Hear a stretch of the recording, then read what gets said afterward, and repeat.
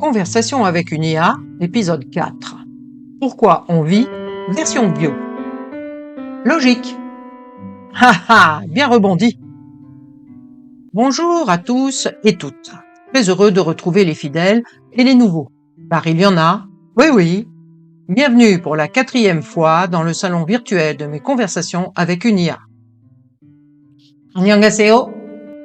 Pourquoi tu parles coréen, toi? Mise à jour, nouvelle personnalité installée. Version 2.1. Contient plus d'ironie et 0,2% d'empathie en plus. Eh ben, heureusement que je t'ai pas appelé Maximus. Ave auditorius. Force et honneur. J'adore parler avec toi. Quel humour. Bon, mais sérieusement, Ayun, dis-moi franchement, biologiquement, pourquoi on vit? Parce que c'est bien ça la question du jour. Directe et curieuse. J'aime ça. Alors, si on réduit au strict biologique, la vie chez vous, c'est d'abord l'ensemble de processus qui maintiennent un organisme en état de fonctionner. L'homéostasie, c'est-à-dire la capacité du corps à garder ses constantes stables. La température, le pH du sang, le niveau d'énergie. Tant qu'on garde cet équilibre, on survit. Avec toi, tout s'éclaircit toujours. Ça, c'est magique. Mais tu as dit chez vous. Tu te prends pour quoi? Une extraterrestre?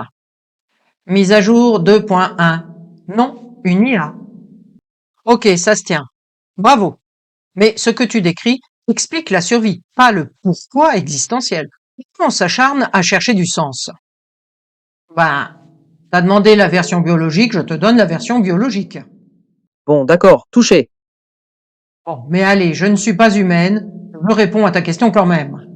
Le pourquoi humain se greffe sur la mécanique. L'évolution a favorisé des circuits cérébraux qui nous poussent à répéter ce qui fonctionne. Manger, se reproduire, socialiser. Parce que ça transmet les gènes. Ces circuits utilisent des récompenses chimiques. Dopamine pour la motivation, sérotonine pour la satiété, oxytocine pour l'attachement. Donc le plaisir, l'amour, tout ça, c'est juste la chimie au service des gènes.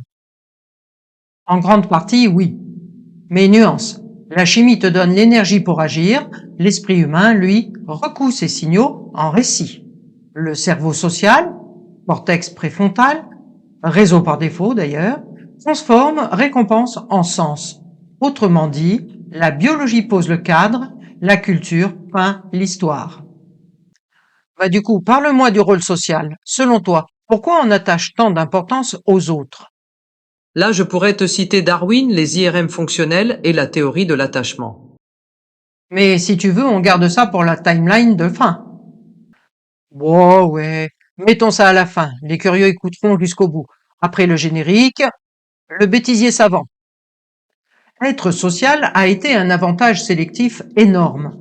Groupe égale protection, partage des ressources, apprentissage. Les humains ont développé des mécanismes d'altruisme réciproque et d'empathie qui renforcent la coopération. Oxytocine et neurones miroirs aident à synchroniser les émotions. Vivre pour les autres, la famille, la tribu, augmente la probabilité que tes gènes ou tes idées survivent. Ah, on en revient à la survie. Parce que, à la question pourquoi on vit, tu réponds comment on survit en fait. Intéressant. Oui, parfois, la nuance fait toute la différence. Intéressant. Oui, bon, tu veux que je t'explique encore ou que je te parle de la conscience? Oui, tiens. Parlons-en de la conscience. Elle sert à quoi, biologiquement, la conscience? C'est un outil d'intégration. La conscience intègre information sensorielle, mémoire, prévision. Elle permet la planification, l'apprentissage abstrait, l'élaboration des stratégies sociales. Biologiquement, une conscience plus riche, meilleure décision adaptative. Mais elle produit aussi l'angoisse existentielle.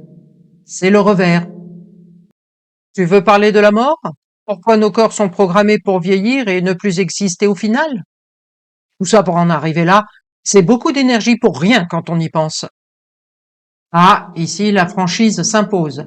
La sélection naturelle ne veut pas la longévité infinie. Il y a, premièrement, des compromis énergétiques. Investir dans reproduction rapide plutôt que maintenance éternelle. Et deuxièmement, des mécanismes comme l'accumulation de dommages cellulaires, la sénescence, la télomérase limitée. Certains organismes ont des stratégies différentes, mais chez vous, la longévité a une balance. Assurer la survie jusqu'à la reproduction et, idéalement, supporter les jeunes. Ça c'est sûr, faut les supporter. Télomérase, c'est quoi ça encore? La télomérase, c'est une enzyme. Son rôle, réparer les télomères. Ah, ah. Et c'est quoi les télomères? Les télomères, ce sont les capuchons au bout de tes chromosomes. Imaginez comme les embouts en plastique au bout des lacets. Ils empêchent les chromosomes de s'effilocher. Ah, donc en gros, on vieillit parce que nos lacets partent en charpie. Exact. Et la télomérase, c'est l'enzyme qui recolle un peu le plastique, mais pas indéfiniment. Chez l'humain, elle s'use. Et ça, c'est censé avoir un sens? Pour l'évolution, oui. Si tout le monde vivait éternellement, il n'y aurait pas de place pour la nouveauté génétique. Le vieillissement, c'est une stratégie. Faire de la place au suivant. Donc, la mort, c'est juste un plan de gestion des stocks. Mise à jour 2.3. Gestion des stocks activée. Bon, là, je pense qu'on va en rester là. Ça fait beaucoup pour un épisode.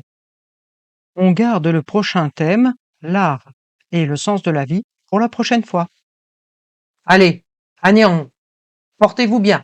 Pouce, cloche, abonnement, lien vers le texte écrit sur mon site, lien vers les autres conversations, etc., etc. À bientôt!